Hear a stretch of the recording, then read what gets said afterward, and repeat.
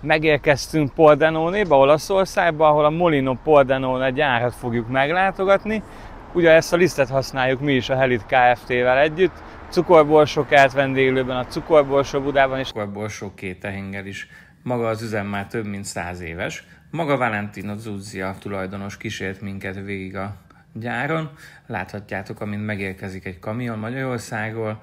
Itt a búzát beöntik egy tartályba, ahol szemenként egyesével átvizsgálják, hogy nehogy bogarak vagy bármiféle kis kavics legyen benne. Ezt nagyon fontos megnézni, mert hogyha már itt valami probléma van, akkor egyből vissza tudják küldeni a búzát.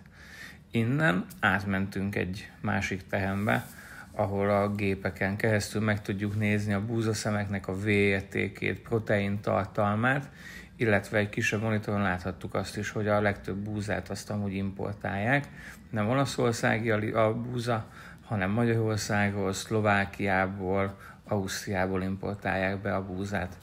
Innen átmentünk egy másik tehembe, ahol különböző infrasugaras kezeléseken megy keresztül a búza, illetve láthatjuk, hogy hányféle végterméket kapunk belőle, teljes kiörlésű, sok magvas, pizzaliszt, panettone lisztet is gyártanak, ugye? Találult a Valentino, hogy 24 infrasugár megy át a búzaszemeken, vizsgálja meg őket egyesével szinte, és hogyha bármi szennyeződés, bármi probléma lenne a búzával, egyből küldik vissza, nem foglalkoznak vele, nem dolgoznak. Innen átmentünk a malomba, ami már nem a hagyományos, hanem egy automatizált malom, külön maga végzi a munkát, tehát nem kell már hozzá ember. Innen átmentünk a kémiai laborba, ahol kell ember, ugye. Itt ugye megnézzük azt, hogy milyen a nyújthatósága a lisztnek, milyen a V-értéke, a protein értéke, a fehérje tartalma. Jelen pillanatban azt látjuk, ahogy egy V300-as értékű lisztnek megnézzük a nyújthatóságát, amit panettone készítéshez használnak. Itt utána minden egyes értéket számítógéppel kiértékelnek, és utána tudják eldönteni, hogy lehet-e használni. Innen átmentünk a raktárba, itt láthatjuk, hogy több mint 50 féle lisztet gyártanak a Molino Pordenone-nál. Érdekes, hogy pizzuttit is ők gyártják, illetve hogy vannak egyes zsákok, amik már külön személyhez szabottan éttermeknek készítenek. Reméljük egyszer nekünk is lesz szerencsénk, és lesz egy saját lisztes zsákunk. Innen átmentünk a csomagolóba. Számomra ez volt az egyik legérdekesebb, mert nagyon gyors folyamat, tulajdonképpen egy vastag csövön keresztül felszívják a lisztet, egyből megy bele a zsákba, csomagolják, és megy a raklapokra, és innentől kezdve várják a szállítást.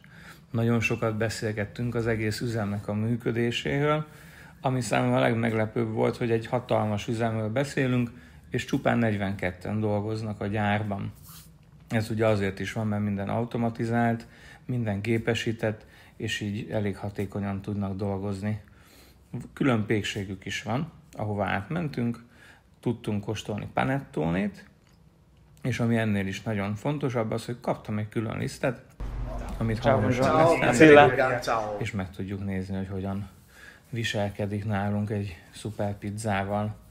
Innen Valentino átvitt minket az újonnan készülő gyárukba, ahol éppen összerakták a csomagológépeket, elrakták a liszteket a raktárba, ugyanis nagyon növekedésnek indult a Molino Pordenone, így egy 2 szarakkal üzembe költöztek át.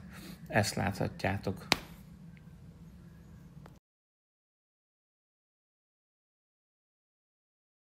Meglátogattuk a Molino Pordenone gyárat, körbevezetett minket maga a tulajdonos az egész gyáron, a kezdő folyamatoktól a végkifejletig a liszt csomagolásáig. Végigmentünk az egész malmon, megmutatták a kémiai folyamatokat, a vegyi folyamatokat, hogyan készülnek el ezek a szuper liszt. Nagyon kedves fogadtatásban volt rész, rendkívül barátságosak, kedvesek voltak, és egy nagyon hasznos túrán vettünk részt, úgyhogy hálás vagyok a Helitnek, a Milbesznek, hogy használhatom ezt a lisztet.